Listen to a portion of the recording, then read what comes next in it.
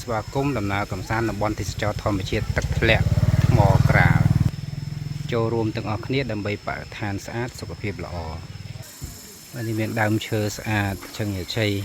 មានកន្លែងលក់កៅអៅវត្ថុអនុស្សាវរីយ៍នេះគេរៀបចំពេលចូលឆ្នាំគេមានជួលកង់ឡានសម្រាប់អ្នកមកលេងគាត់អាចជួលកង់ឡានលេងទឹក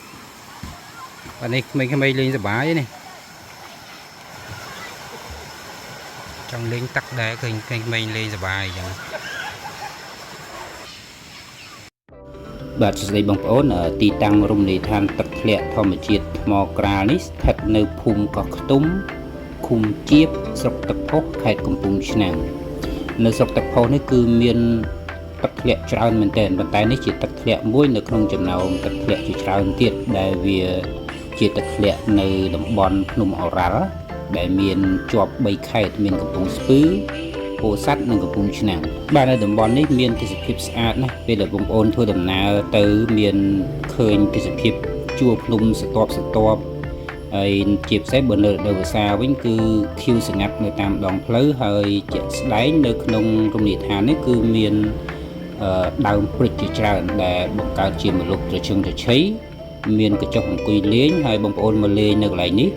គឺមិនបាច់ចាំខ្ចប់វិចអាហារអីមកទេព្រោះនៅកន្លែងនេះបងប្អូនក្នុងសហគមន៍នោះក៏មានលក់ចំណីចំណុកអាហារឲ្យធូរថ្លៃទេមានបាយកញ្ចប់ត្រីអាំងកំងមាន់ដុតមាន់ស្ងោរអីបានហើយចំពោះបងប្អូនដែលចង់បោះតង់ហ្នឹងក៏បានដែរចំណែកព័ត៌មាននៅក្នុងការបោះតង់ហ្នឹងខ្ញុំអត់ច្បាស់ទេតែពេលបងប្អូនមកលេងបងប្អូនអាចសាកសួរប្រជាការពារ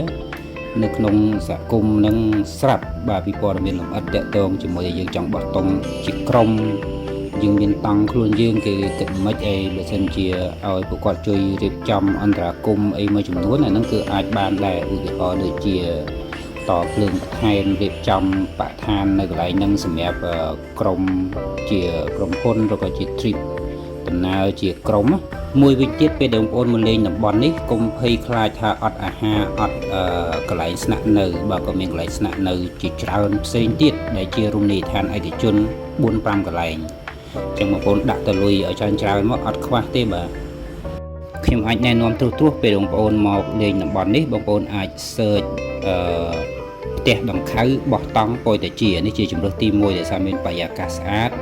មានកន្លែងស្នាក់នៅបែបយើងអាចជ្រើសរើសបានជាតង់ជាបន្ទប់ដង្ហើរជាបន្ទប់សន្តិជាអញ្ចឹងណាហើយមានដូចជា mountain view មានជំនោរបោះតង់មាន chill river មានទឹកធ្លាក់បង្កងរនាបហើយបើបងប្អូនចង់បែប trip ជិះម៉ូតូចូលព្រៃអីក៏មាន recommend កន្លែងមួយទៀតគឺឈ្មោះថាផ្ទះតាយាយនៅខាងទឹកធ្លាក់រលាបគុយយើងជិះធ្វើដំណើររៀងឆ្លងកាត់ព្រៃហើយមានដីខ្សាច់ឈួលប៉ុន្តែសប្បាយសម្រាប់អ្នកចង់បាន trip បែបហ្នឹងបែបជិះម៉ូតូបែប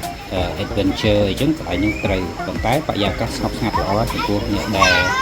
គាត់ចូលចិត្តភាពស្ងប់ស្ងាត់ជាមនុស្ស introvert អីទៅត្រូវមកកន្លែងហ្នឹងហើយដោយសារតំបន់នេះវាមានសក្តានុពលធម្មជាតិច្រើនហើយវាក៏ជាតំបន់អេកូទេសចរទៅថ្ងៃអនាគតផង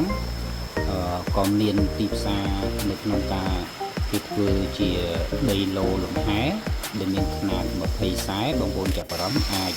คลิกទំនាក់ទំនងតាមលេខដែលខ្ញុំដាក់នៅក្នុង description នេះដើម្បីទទួលព័ត៌មានអញ្ចឹងបងប្អូនកុំភ្លេចមកលេងតំបន់នេះទាំងអស់គ្នាបងប្អូនអាចមកលេងនៅខាងទឹកធ្លាក់ថ្មក្រាលទឹកធ្លាក់47ច្រកលអៀង